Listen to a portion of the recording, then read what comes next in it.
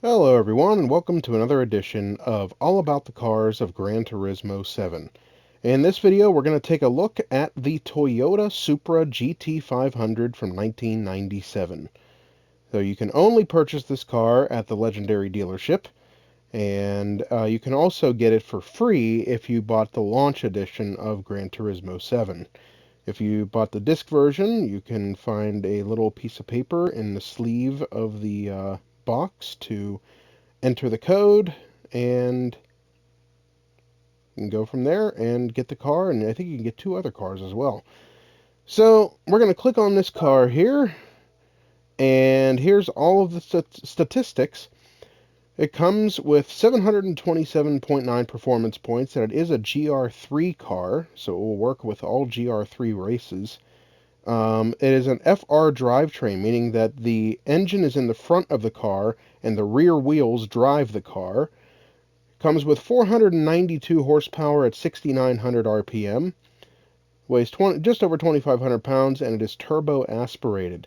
You'll need to have 1.8 million credits to purchase this car, unless, like I said, you have the launch edition of Gran Turismo 7 and use the code to get the car for free.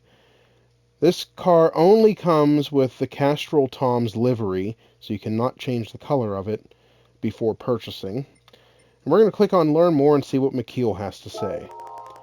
The 1997 Castrol Toms Supra is one of the most famous race cars in the history of Japanese motorsports. The All Japan Grand Touring Car Championship was a very popular event in Japan from the late 1990s to the early 2000s. It featured cars like the Nissan Skyline GTR, the Honda NSX, and of course the Toyota Supra.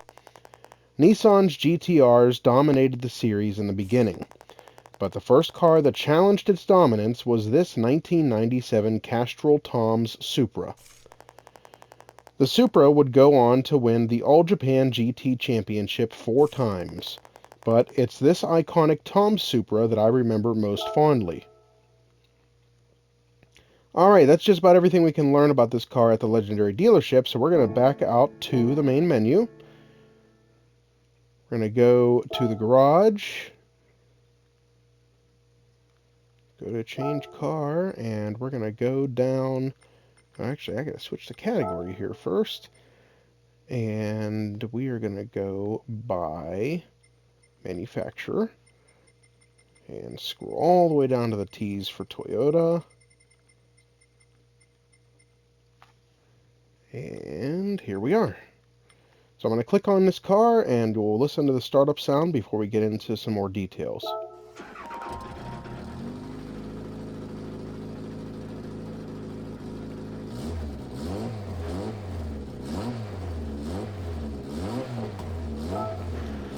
Okay, now we're going to go to car collection and go to the Supra GT500.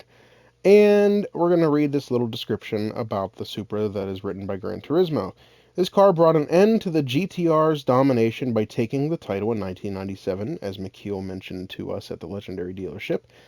As the most popular form of motorsports in Japan, the All Japan Grand Touring Car Championship, or JGTC, featured the country's top car makers doing battle on the country's most famous racetracks. The series was renamed the Super GT Series in 2005, with races held in Malaysia and China, expanding its appeal throughout Asia.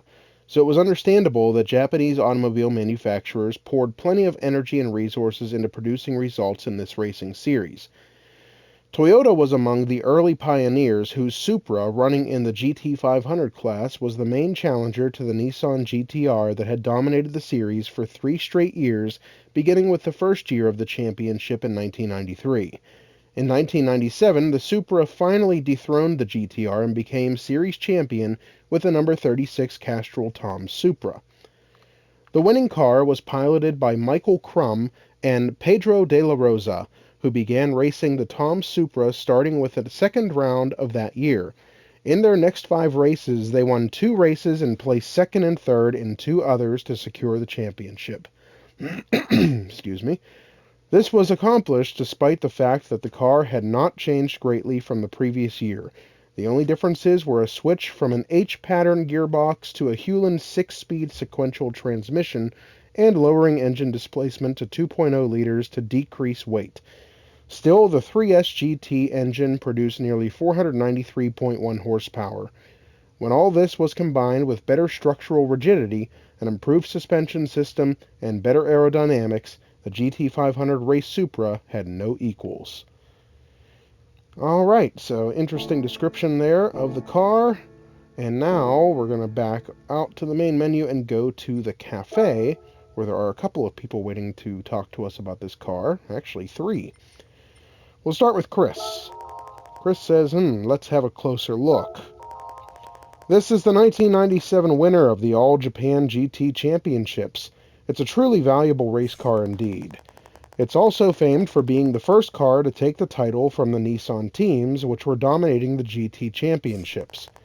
The Tom Supra first appeared in 1994, which means it took 4 years for them to reach this point. With a glorious race history and historical value, this is a treasure for sure. Now we'll go to Jeremy. Oh, wow. This is I've got to tell someone. Japan's GT Championship in the late 1990s was a 3-way battle between the Nissan Skyline, Honda NSX, and the Toyota Supra. The battles amongst Japan's 3 major car manufacturers was one for the ages. By the final round, which was run in the pouring rain, all 3 teams were still in contention for the title.